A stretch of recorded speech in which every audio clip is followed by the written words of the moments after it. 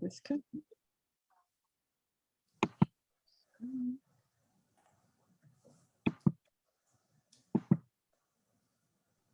All right, this is Kathleen Andrews presenting my project, the bicycle traffic in Newport Beach, California, an observational study. And I'm meeting with Brad Summers, a senior traffic engineer with the city of Newport Beach. We'll have first a roadmap of this project. We'll go through a little bit of the background, what my research goals were, the methods, which is pretty much standing on street corners, and I go through finding and discussions. First have some overall findings for the overall subject, and then a couple site-specific findings at two intersections where the city has said they made some improvements between 2013 and 2021, and I've got a couple of recommendations.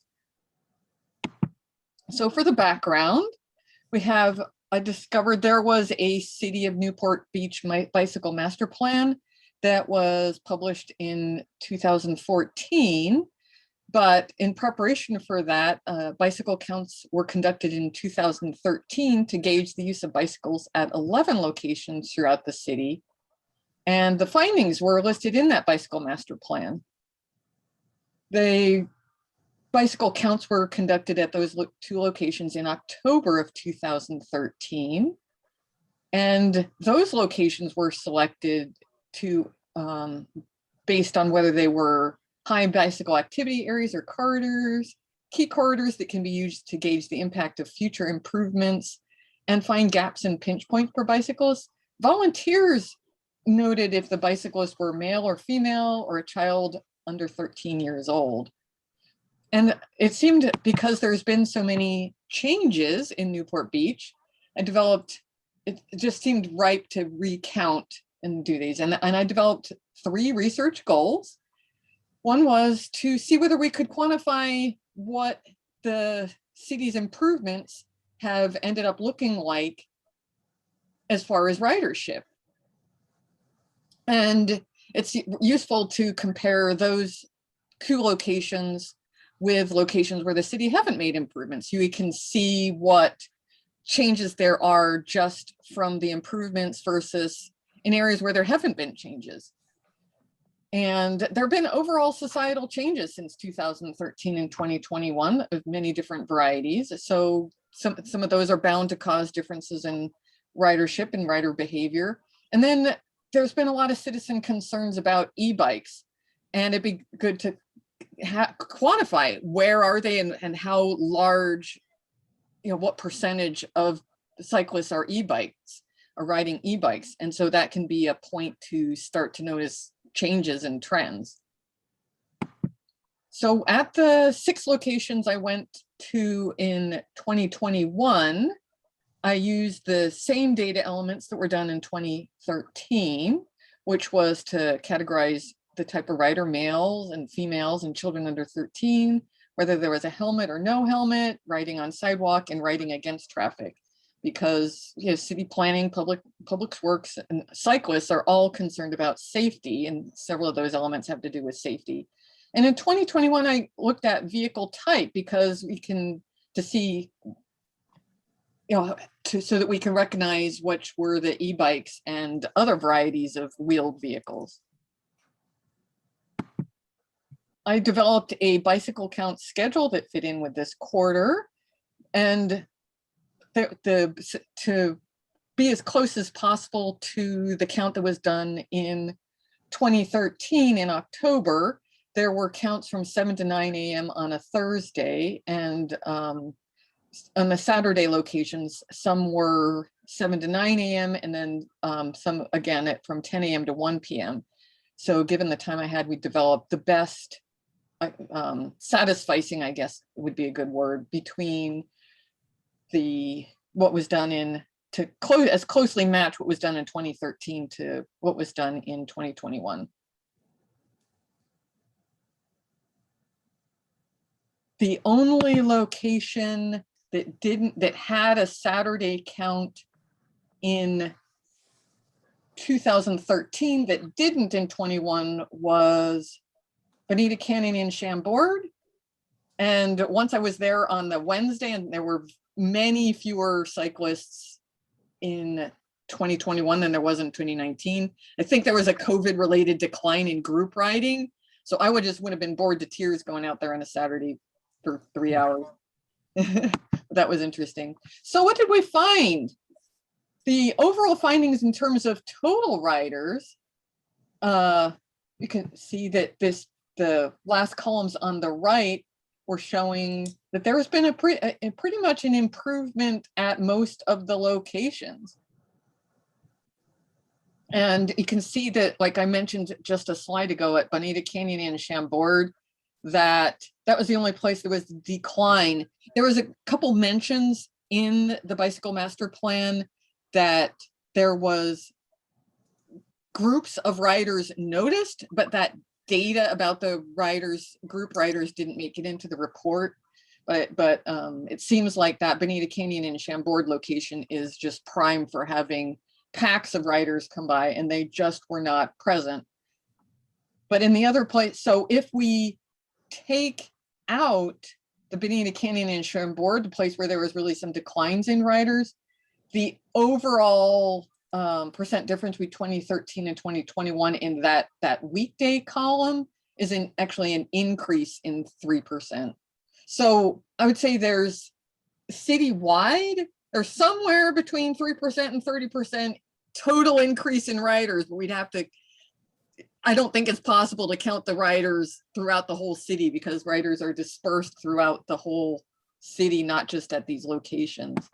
But just to give a graphic picture of these increases, the darker blue top bar, which is generally smaller, is shorter, is the total riders on a Saturday from 2013, and the slightly lighter blue is the bar that's longer, is the riders on a Saturday in 2021. So there's been increase in ridership throughout the city.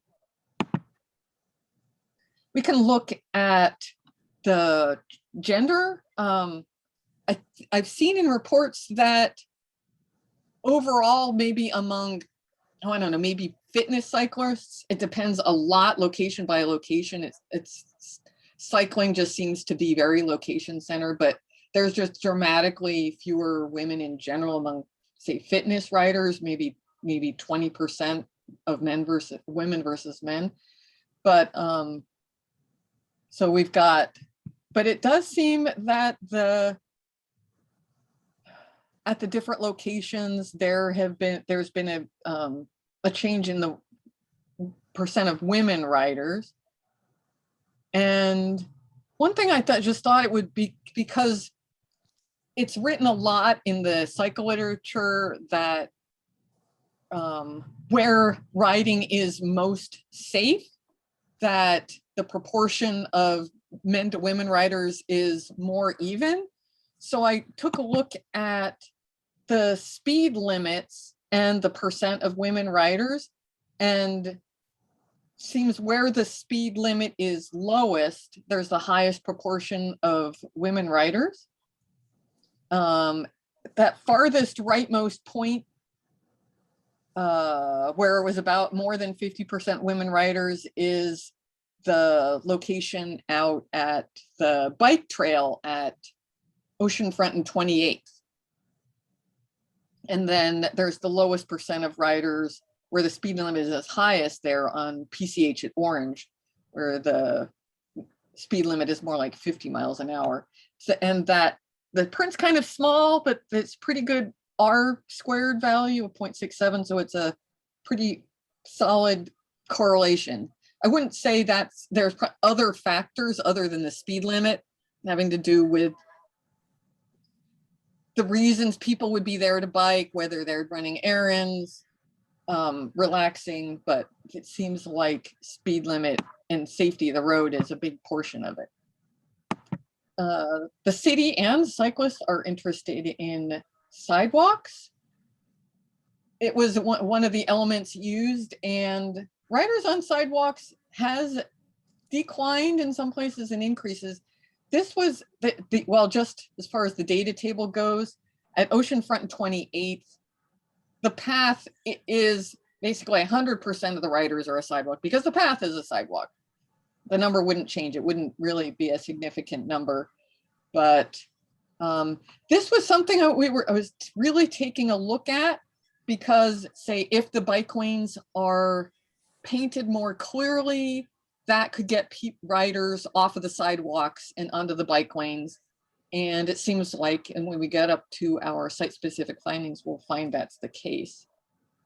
And the same way with wrong way riders, there are riders say that are wrong way in the bike lanes. There could be some structural things we can change, or we can find, we'll see in a minute with the site-specific findings that there could be fewer riders against traffic where there's clearer markings and where riders feel more confident about being in the bike lane rather than going wrong, like on the other side of the road or wrong way.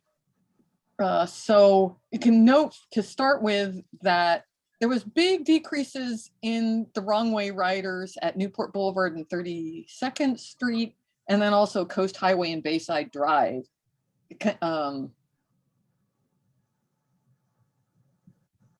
So we can say that those are larger changes than the other locations. And then something we've been interested in finding is it would be really interesting to have done bicycle counts every year and seen the proportion of e-bikes increase, but there are definitely dramatically different percentage of e-bikes at different locations. Definitely a smaller percent of e-bikes at Coast Highway and Orange Street.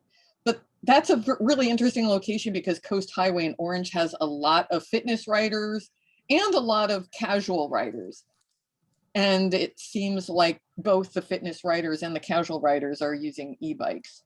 But they're up to, right now, up to the ones that are visibly e-bikes, up to 20% of riders at Oceanfront and 28th, that bike path, on the Saturday. And I will just give a caveat, the more I've been looking at e-bikes, there are some that are just really difficult to distinguish. Some of the high caliber fitness bikes have a small amount of assist, and they look very similar to the just a carbon fiber bike. So I don't think I counted all of those, but I think we're looking for which are the ones that may be going faster or really have riders perhaps of a different character than some other ones that might be causing some citizen concerns. So it varies dramatically throughout the city as far as what percent of e-bikes there are in different places. So let's now switch to site-specific findings. The first of the two locations amongst the 6 that had changes by the city that were intended to improve safety and for the riders and drivers. And first, the one where there was the most dramatic changes overall was at Newport and 32nd, where there have been dramatic changes to the bike lanes. There were, in 2013, I'm not 100% sure whether there were bike lanes painted, but first there was bike lanes painted and across the intersection, and then painted green so that cyclists and drivers can clearly see where bikes are supposed to be and cars are not supposed to be. And there have also been other changes to that intersection that may explain some of these findings, because there was an office building on the northwest corner, and now that's city parking lots, and there are cyclists that go through that.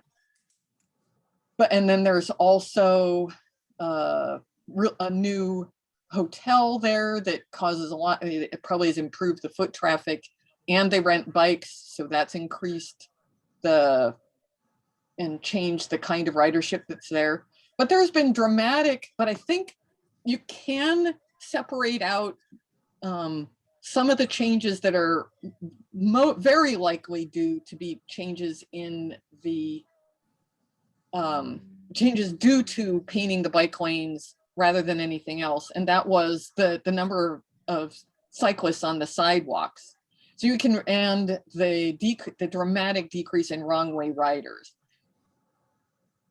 that was good seeing the first two bullets that I've got there. And it seems like where people are more comfortable riding, they're more comfortable to bring their kids.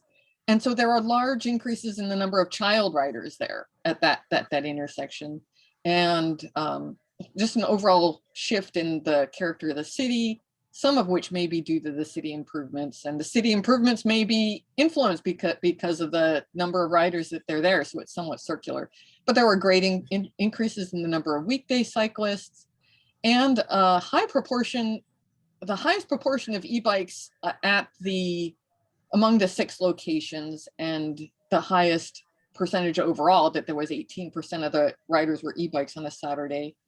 And really a 50-50 proportion of male and female riders. And overall, at all the 6 locations, there's been sort of a 5% increase or 10% increase in riders without helmets. And that's became up to 80%, 82% of the riders not having helmets on the Saturday when I was counting. Rather than counting riders without helmets, it was just a lot easier to count the helmet if I saw somebody wearing a helmet, to make note of that. The other location, it happened to be that on the days I was there counting, there was street work on the east side of the Coast Highway Bridge, right on the north side of Bayside Drive. So that, I think, influenced my counts a lot. But there, it seems like since I started riding a loop there, I would, way back before I had any idea, I would always be riding on the sidewalk on the bridge. But there is a decrease in cyclists on the sidewalks, and this is an intersection where the city has improved, is particularly the bike lane markings on the north side on Bayside Drive. So there's some of this increase, some of the decrease in cyclists on the sidewalk is due to the sidewalk not being available, but I think it's also cyclists feel safer being in the bike lanes, and so that's where they are. And other than that, this is a very, if you take looks at the different elements that I was categorizing, this is like, seems to be like, of the 6 locations where there's the most sort of average numbers of this, that, and the other things, of the different elements. And I came up with a few recommendations, which I will be talking with Brad about later. But one thing I noticed was that at Pacific Coast Highway and Orange Street, there was a lot of cyclists on the sidewalk. And when I thought about, I stopped and talked to somebody that was stopped at a stoplight, I said, why are you on the sidewalk? Just let me know. And he said it's because both the Santa Ana River Trail and the Huntington Beach River Trail dump the cyclists on the north side of that bridge onto the sidewalk. And it seems like whether they're riding with traffic or against traffic, that there's not a convenient way to get from the sidewalk down into the bike lane that's there. So it just seems like if there was a cutout in that curb, that would probably decrease sidewalk riding by about half. At PCH and Bayside Drive, I saw a couple, there would be quite a few cyclists and joggers crossing here where there's not a crosswalk. There's a crosswalk along 3 corners of that curve, but people really seem to want to cross there. I don't know whether there's traffic laws that I'm not aware of as far as distances and measurements that make it infeasible, but it does seem like people use that crossing, and if a crosswalk could be painted there, that would be well used and increase safety. I happen to notice that, that a lot of people are stopping at Vista Point at the corner of Back Bay Road and East Bluff. It's not as popular as the rest stop at PCH and Orange, but a lot of people do stop and use the restroom there. And there I've kind of looked around and it, maybe putting restrooms there would be the best of possible worlds, but it's kind of a nature sanctuary, so I don't know whether that's possible. But a map kiosk there pointing people to the public restrooms at Bonita Creek Park would be, I think, appreciated, and that's actually a person I talked to said, hey, if there was a bathroom here, people would use that. But the people that live on that corner house use their backyard less often as a restroom. And the person I talked to, he ended up riding over to Bonita Creek Park to use their restroom. But it's not too far, and would be a good use of a kiosk. So those were things that's pretty much the summary of my findings, and I welcome questions and discussion. I'm going to stop share and stop the recording.